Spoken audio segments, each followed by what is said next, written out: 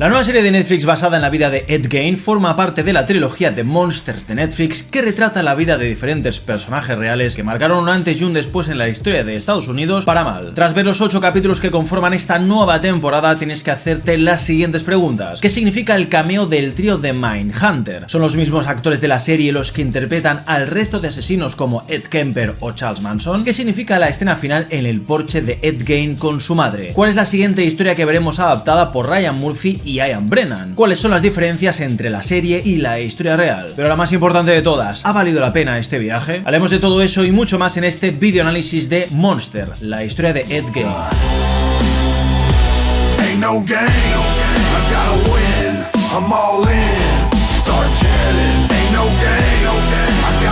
Muy buenizados, aquí vuestro maestro, ¿qué tal? ¿Cómo estáis? Espero que estéis bien, que estéis a gusto y que estéis preparados para mi análisis completo sobre la nueva temporada de la serie de Monster de Netflix. En esta ocasión toca hablar de Ed Gein, el hombre que inspiró historias como Psicosis, La Matanza de Texas y El Silencio de los Corderos, entre muchas otras. Por si eres nuevo, ya hablé en su momento de Jeffrey Dahmer y los hermanos Menéndez, vídeos que te dejo en la descripción que te van a ayudar a entender lo que te voy a comentar en este vídeo. Un vídeo que quizás a más de uno le sorprende por el contenido y sobre todo por el mensaje. Básicamente porque sin dudas la historia de Ed Gein tiene cosas muy buenas, pero también una en concreto que es muy mala, y es Ryan Murphy.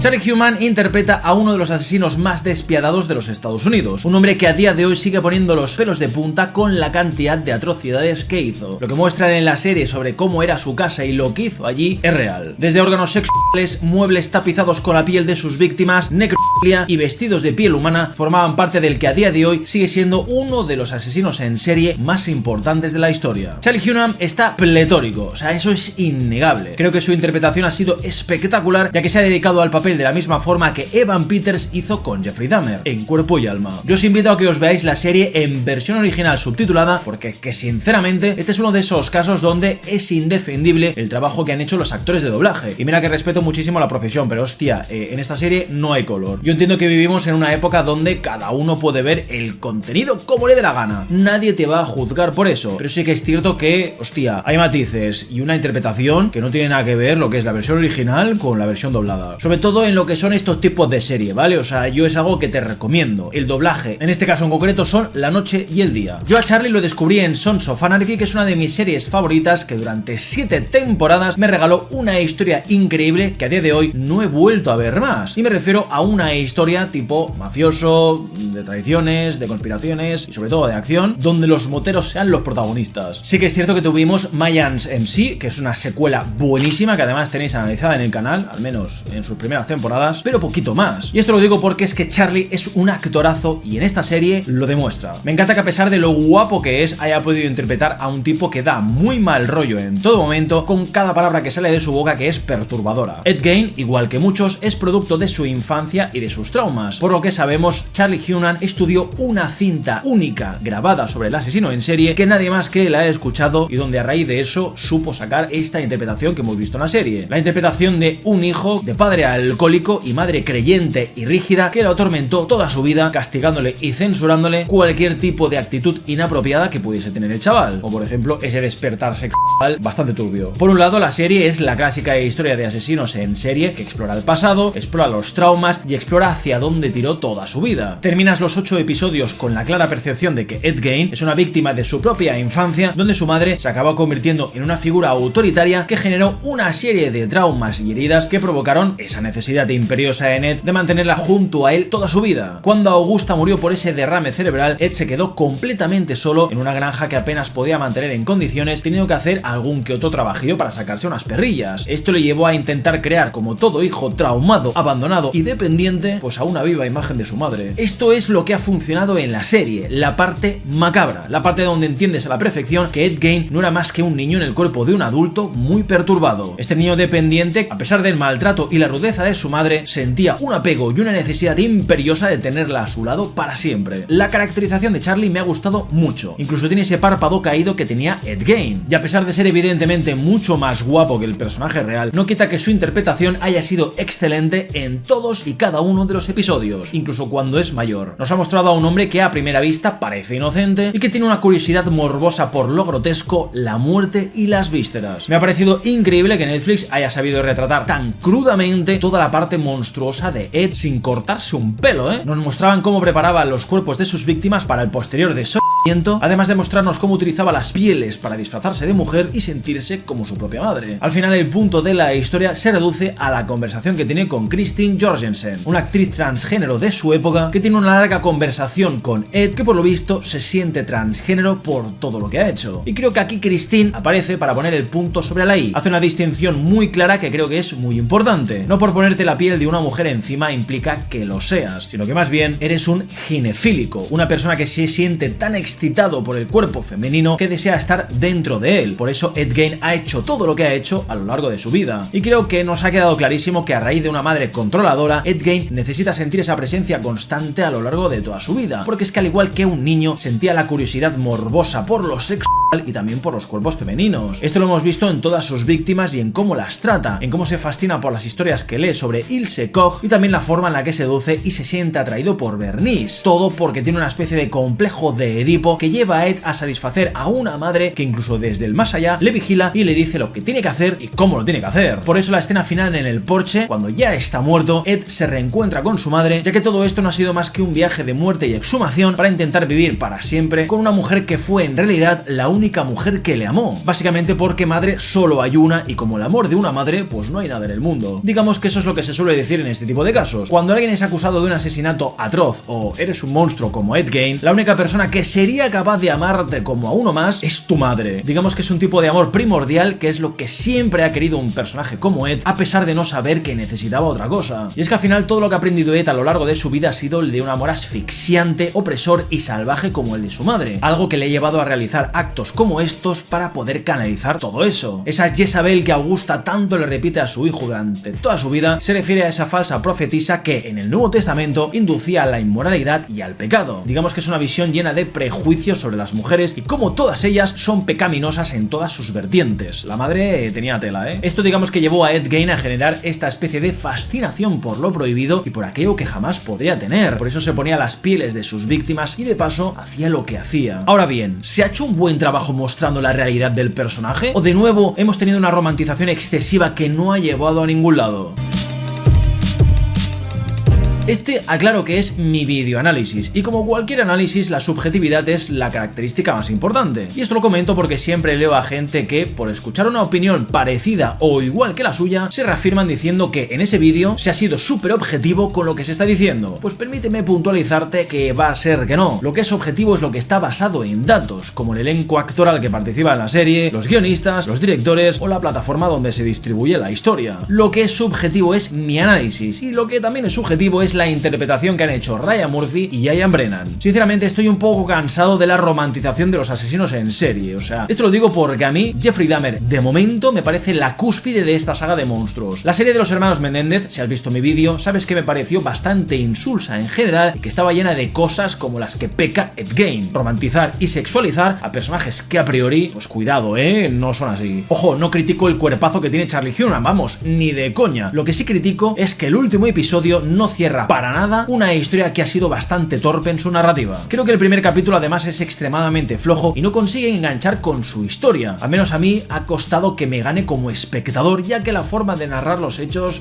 hostia, creo que no lo han manejado demasiado bien. Sí que es verdad que la cosa mejora mucho en el tercer capítulo y sobre todo al final del segundo, pero es que más allá de eso no he podido evitar sentir que la serie parece una especie de retrato idealizado de lo que fue el verdadero monstruo. Es cierto que la parte de Frank es la que realmente se siente cruda y real. Es esa pequeña subtrama donde entiendes el verdadero horror que es y será Ed Gein, además de el modus operandi que tenía. Digamos que ver a su madre Bernice completamente descuartada y abierta en canal como un cerdo en el matadero es algo que sin dudas te marca para siempre. Y para mí esta ha sido una de las pocas cosas buenas que destaco de la serie, como por ejemplo el hecho de que en Acción de Gracias la forma de cortar el pavo con esa sierra eléctrica es una alegoría de cómo ante el desconocimiento y la ignorancia somos los verdaderos monstruos. El único que no tiene estómago para comer es Frank, porque es quien realmente ha sentido y visto la pérdida de su madre, pero el resto, pues el resto comen sin problemas un pavo que representa esa Bernice que ha abierto en canal Ed Gein, una especie de marioneta marioneta para explorar y explotar esa fascinación por el cuerpo humano para devolver de alguna forma el espíritu de su madre de entre los muertos. Básicamente es una forma de tratar a las víctimas como ese pavo, trozos de carne. Quitando eso, yo no puedo con la sensación que deja la serie sobre que Ed Gein inspiró además a diversas películas como Psicosis, La Matanza de Texas o Buffalo Bill en El Silencio de los Corderos. Sí, está claro que fue una fuente de inspiración, pero hostia, tener esa sensación de que hay que agradecerle a Ed Gein que existan estas películas, un poco demasiado, ¿no? ¿Le debemos a Ed Gein que el terror se haya convertido en lo que es? Con Psicosis descubrimos que, para la gente, los actos de Ed Gein no solamente arruinaron la vida de Anthony Perkins, sino que los espectadores no eran capaces de asimilar algo tan crudo y violento como la famosa escena de la puñetito en la ducha. Aquí te muestran cómo a lo largo de los años surgieron otras películas del mismo género que provocaban más risa y disfrute que consternación, sorpresa y vómitos. Y este punto lo entiendo, el mensaje es clarísimo, pero ¿realmente esto es así? ¿O estoy loco al pensar que Alfred Hitchcock no estaría donde está sin esta historia? Entiendo que el punto es mostrarnos cómo nosotros, los espectadores o la raza humana, somos igual de monstruosos que Ed Gein, disfrutando del gore, de la sangre y de la violencia de esas películas que vemos. Pero es que al final el cine es una forma de expresar el arte, la visión o el pensamiento de un artista, pero creo que nunca romantizan, no sé, a un asesino en serie. Eso es lo que yo he sentido en el último capítulo, que Ed Gein, tras todo lo que ha hecho, ha conseguido no solamente redimirse, sino morirse por la puerta grande. Esta escena de él llegando a una especie de cielo, rodeado de las víctimas y personas a las que ha visto a lo largo de su vida, con otros asesinos en serie que ni siquiera ha visto y que le agradecen su inspiración, a mí me deja un sabor de boca muy malo. No puede ser que me representes a un tipo como Ed Gein, como lo has hecho, y que todo se reduzca a esto, a que veamos cómo Ted Bundy se inspiró en Ed Gein para sus crímenes, o que Ed Gein ayudó al FBI a atraparle, siendo encima una especie de pieza clave en esta resolución del crimen. Todo esto forma parte del trabajo de Ryan Murphy y Ian Brennan para rellenar esos huecos que no son necesarios, porque para mí, más que sumar, me restan. Y digo que me restan porque no tiene nada que ver con el excelente trabajo que se hizo con Jeffrey Dahmer. Es que en ningún momento se romantizó al personaje en esa serie, en ninguno. Se hace una exploración psicológica del origen de sus crímenes y de cómo trató a cada una de sus víctimas, además de esa necesidad imperiosa que tenía de no estar solo. Representa cómo fue su arresto y posterior muerte. Te deja con una dura reflexión sobre si los monstruos nacen o se hacen, sobre si somos productos de nuestros traumas y nuestro entorno o realmente nacemos con esa oscuridad de nuestro interior. Aquí yo no he visto nada de eso. He visto una serie de 8 episodios que parece más un batiburrillo de cosas que realmente sí que ocurrieron en la vida real de Ed Gein, con otras que se añaden, pues no sé por qué. Por ponerte un ejemplo, el personaje de Adelaine jamás se prometió en matrimonio con Ed y nunca tuvo una relación como muestra en la serie. Según algunas entrevistas que se dieron tras su arresto, Adelaine afirmó que Ed le propuso matrimonio pero que ella se negó y que nunca fue en un cementerio. También te digo que del dicho al hecho hay un trecho. Pero lo que sí que está claro es que compartían interés por esas historias de crímenes, pero de ahí a que me hagas una escena donde Adelaine le sugiere a Ed que satisfaga su necesidad sexual con los muertos, hostia puta, no me jodas. Es que encima es un personaje muy insulso que no aporta absolutamente nada a la serie, inventándose una subtrama de la chica buscando trabajo como fotógrafa, enseñando las fotografías de la granja ahí con los cuerpos descuartados.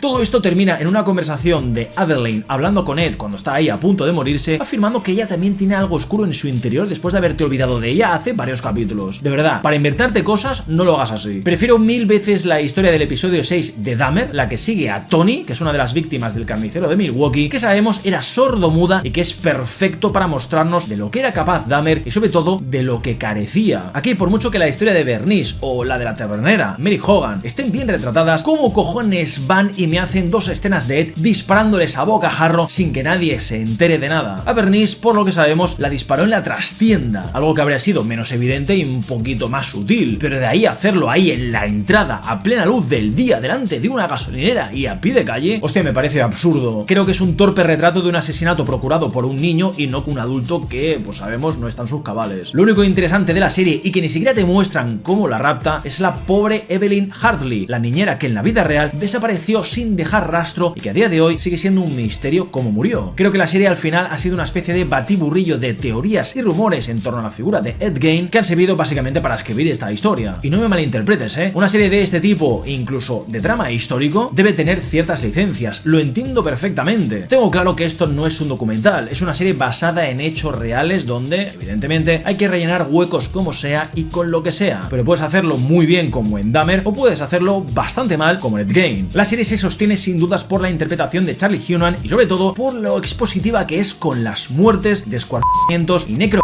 que nos muestran, pero creo que en cuestiones de ritmo y sobre todo en mensaje falla estrepitosamente. Eso no quita que me haya gustado muchísimo más que la de los hermanos Menéndez, madre mía, pero creo que lo de Ryan Murphy ahí idealizando a tíos que pues a priori son guapetes empieza a oler muy fuerte. Esta especie de idealización de los asesinos en serie a mí me preocupa fuertemente porque no veo aquí nada de lo que me encantó en Dahmer. No veo esa exploración del por qué, del cuándo ni del cómo. Únicamente veo una mezcla de cosas donde algunas escenas o personajes pues no tienen ni pies ni cabeza y no es un chiste sobre las víctimas, ¿vale? O sea, que quede claro. Esa conversación con Ilse, que claramente es una invención de Ed por esa esquizofrenia que le acaban diagnosticando, reafirma cómo los monstruos se creen inocentes a pesar de lo que han hecho. Pero como la serie ha tocado la superficie de la historia de Ilse y de muchas otras más, únicamente te quedas en que hay ciertos personajes que son reales, siendo algunos de ellos protagonistas de cómics que Ed leía de pequeño. Ya solo me faltaba que alguien vea esta serie y piense, ¡buah, los cómics son el mal! Influencian muy mal a más de uno. El caso aquí está en que, a diferencia de Dahmer, donde había una exploración mucho más profunda de lo que le fascinaba a Jeffrey de pequeño, o de la medicación que se tomaba su madre durante el embarazo, o de la complicada situación que había en casa de sus padres, todo se ha reducido a una madre controladora, que narrativamente ha sido ejecutada de una forma muy sencilla. Me habría gustado ver cómo Ed se relacionaba con las mujeres, me habría gustado ver más escenas con su madre, con su hermano, o de su día a día que no fuesen una especie de montaje de ciertos momentos sueltos que juntos no se sienten muy bien interconectados.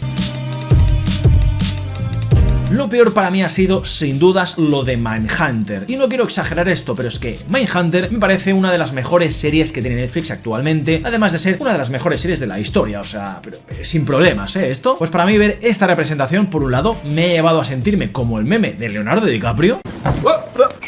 Here I come. Oh, here I come. Oh. Donde no te niego que me he emocionado, las cosas como son. Tras ver esta imagen yo he pensado, hostia Netflix, ¿lo vas a hacer? ¿Realmente lo vas a hacer? ¿Me estás insinuando que estás planteándote algo muy serio con Mindhunter? Os hice un pequeño vídeo hace unas semanas donde Holt McCallany, que interpretó a Bill Tenk en la serie de David Fincher, nos explicó que tuvo una reunión con el aclamado director donde se habló de un posible regreso de la serie. Según sabemos, Mindhunter es una serie carísima de producir y que no le supone a Netflix un buen retorno a espectadores, así que le dijeron a Fincher que o abarataba costes o hacía la serie más básica para que la gente se sintiese más atraída por ella. Ahora mismo el tema está muy en el aire y en teoría hay una trilogía de películas en mente, pero nada más, puro humo. Así que en vez de eso tenemos esto, un intento, un quiero y no puedo que se siente más un cosplay barato que un ejercicio de buena cinematografía interpretativa donde únicamente Charlie Hunnam da la talla. Ed Gein nunca habló con el FBI y ni de putísima coña ayudó a atrapar a Ted Bundy, aunque si lo pienses tenga lógica. Esta escena únicamente me produce tristeza porque es que pienso, joder, con lo buena que es Mindhunter, con lo que nos podrían haber dado en la tercera temporada y me tengo que conformar con esto. Es que la realidad es así de triste, ya que si remiras la escena de Jerry Brudos en esta serie y en Mindhunter no tiene nada que ver, y eso que el actor es el mismo. Happy Henderson se ha vuelto a poner los zapatos del asesino al que interpretó en la primera temporada, y nunca mejor dicho, en una escena que es un intento de copia a la de Mindhunter que fue espectacular. Mindhunter era una serie que exploraba el por qué estos dementes cometieron esos actos, no romantizaba absolutamente nadie. Por eso Dahmer es tan buena, porque es una especie de Mindhunter que se centra en la figura del asesino desde dentro y no a posteriori como Ed Gein. Y por eso Ed Gein y los Menéndez no le llegan ni a la suela de los zapatos ni a su hermana mayor ni a Mindhunter, porque es que la forma de tratar las cosas es muy diferente. Y ojo, aclaro, esto no conecta con Mindhunter ni mucho menos, ¿eh? El trío principal no es el mismo, aunque utilicen los nombres reales, como por ejemplo el de Robert Ressler, la doctora Ann Burgess o el agente Douglas. Tenemos también a Ed Kemper o a Charles Manson, que no están interpretados por los mismos actores que aparecieron en Mindhunter, así que olvídate de una especie de crossover o Vengadores Asesinos, porque es que no va a ocurrir. Ahora bien, aunque sí que se hayan basado en los nombres de sus personajes reales, lo que viene siendo el físico se ha basado mucho en Mindhunter, y adrede. Si te fijas, el personaje de Ann o el de Ressler, vamos,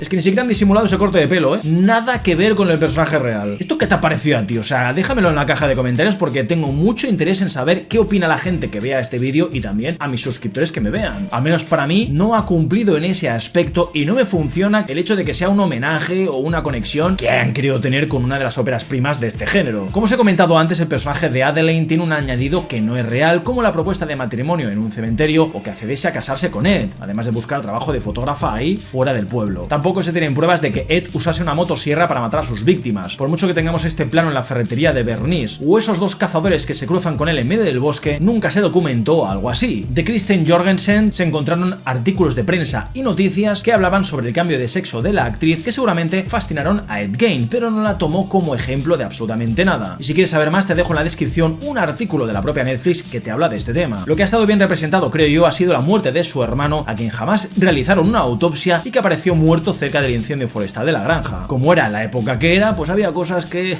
no se tenían muy en cuenta. Está bien que la serie deje a Ed como un posible culpable de dicha muerte. Como te decía antes, la serie se basa mucho en rumores y teorías del personaje. Como sabemos que tenía mucho apego hacia los miembros de su familia, no podía permitirse que nadie se fuese de allí.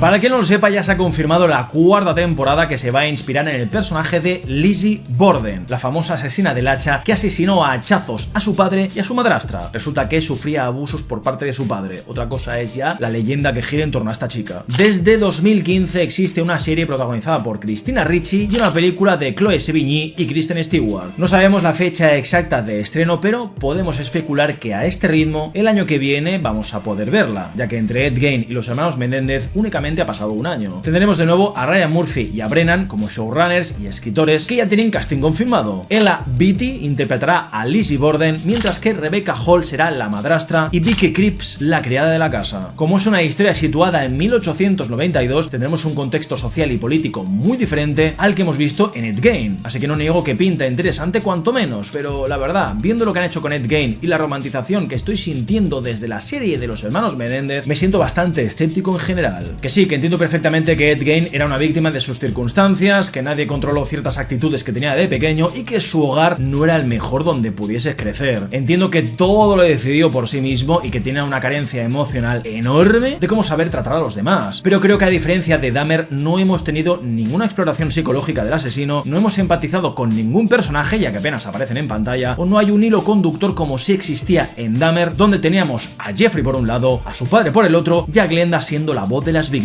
Aquí lo he sentido todo bastante caótico, poco trascendental y un popurrí. Seguramente muchos me dirán que es para representar ese trastorno esquizoide que tenía Ed Gein, pero sinceramente para tratarlo así mejor que lo hagas como una serie normal. ¿Que Ed Gein ha marcado a la sociedad estadounidense por sus crímenes? Está claro que sí. ¿Que por sus películas nos hemos insensibilizado a la violencia? Está claro que también. Somos como esos chavales en Halloween que, igual que ocurrió en la vida real, arrancaron de cuajo la lápida de Ed Gein. El tiempo lo dirá. Yo de momento voy a destacar la actuación de Charlie y me voy a lamentar por ser una viuda de Mindhunter, ya que tras ver el octavo capítulo de Ed Gein pienso, hemos perdido el norte. Ahora los asesinos en serie pueden sentirse muy bien consigo mismos a un nivel en el que se regocijan de sus víctimas, de sus actos y que encima pueden ser felices porque han ayudado al puto FBI. Que sí, que Ed Gein, igual que en la vida real, fue muy mansito en su última etapa en el psiquiátrico, pero como la serie ni se ha molestado en juzgarlo o en explicártelo con alguna escena clave para que sientas arrepentimiento, igual que pasó en Jeffrey Dahmer, incluso te diría los Menéndez, todo esto se ha quedado en un bueno, ha pasado así y no le den más vueltas. Así que nada, gente, hasta aquí mi análisis de Monstruo, la historia de Ed Gein. Si te ha gustado el vídeo te puedes dejar un buen like, que nunca está de más, y si no te ha gustado porque te ha encantado la serie o lo que sea, échalo a los leones, que no pasa absolutamente nada. Muchísimas gracias a mis patrons y miembros de YouTube por su apoyo incondicional, links en la descripción por si quieres ser un mecenas que apoye el canal fuertemente todos los meses. Yo aquí me despido, gente, un beso, cuídate mucho y nos vemos, como no, en el siguiente.